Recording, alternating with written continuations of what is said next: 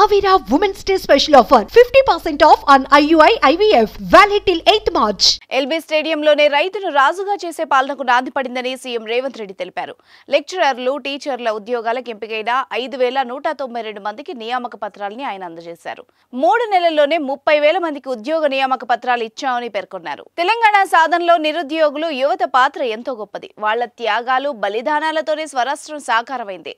ప్రత్యేక తెలంగాణ ఏర్పడితే న్యాయం జరుగుతుందని భావించారు. కానీ కుటుంబ పాలనలో యువత ఆకాంక్షలు నెరవేరలేదు.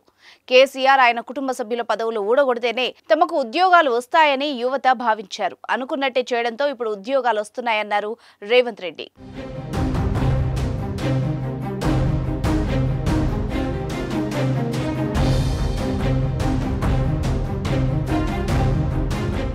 నాకు ఇంగ్లీష్ రాదని కొందరు అవహేళన చేస్తున్నారు. నేను జిల్లా పరిషత్ పాఠశాలలో తెలుగు మీడియంలో చదివాను.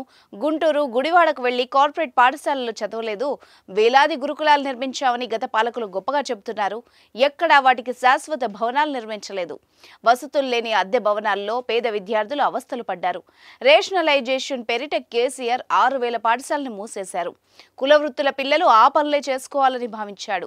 పేదలు గొర్రెలు, బర్రెలు, చేపలు మాత్రమే పెంచాలన్నట్టుగా వివరించాడు. ఆయన మనవడి పెంపుడు కుక్క చనిపోతే వెటర్నరీ డాక్టర్ మీద కేసీఆర్ కేసు పెట్టాడు అని విమర్శించారు రేవంత్ రెడ్డి.